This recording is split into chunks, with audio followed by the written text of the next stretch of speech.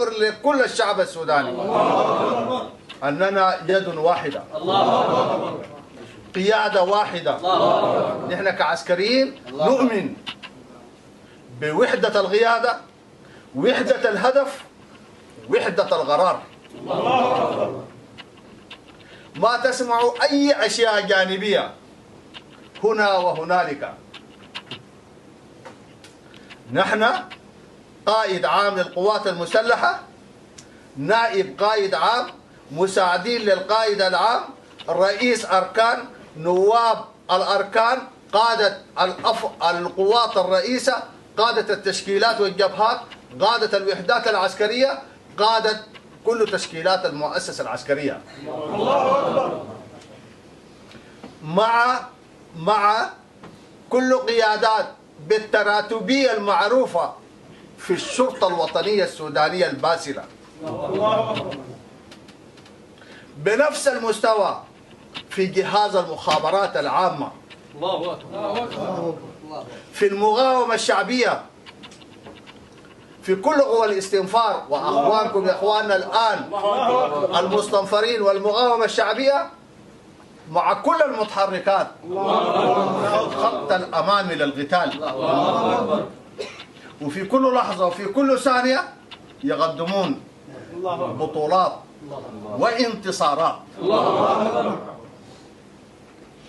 نطمنكم ونطمن كل الشعب السوداني بأنه منطقة وادي سيدنا، منطقة أم درمان متماسكة،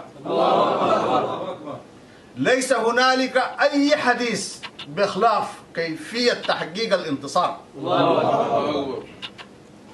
كيفية نظافة أم درمان، كيفية العبور وإسناد إخوتنا في بحري، كيفية العبور وإسناد إخوتنا في جبل أولياء، كيفية العبور وإسناد إخوتنا في القيادة العامة وفي المدرعات، مدرعات البطولة، النار والشرار. ليس هنالك أي حديث بخلاف الحرب والانتصار. نطمنكم إن القدرة والإمكانيات لتحقيق النصر في أم درمان متكاملة، ولن نخذلكم. أيضا الانتصار في بحري وفي الخرطوم كل مكوناته هي الآن مكتملة، وسننتصر بإذن الله. جيش واحد شعب واحد، جيش واحد شعب واحد.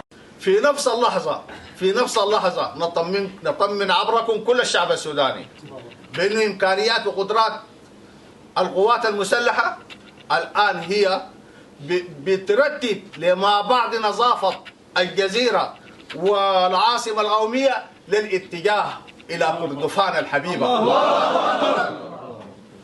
ومنها أيضا بيتم التجهيز والترتيب أيضا للوصول حتى مدافوك، حتى مدافوك، وبإذن الله منتصرين، بإذن الله منتصرين.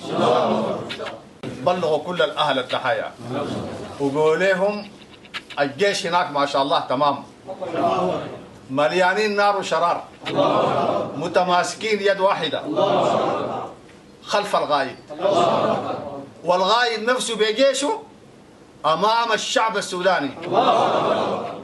الجيش السوداني هو أداة قوية للشعب السوداني، يحقق وينفذ إرادة الشعب السوداني.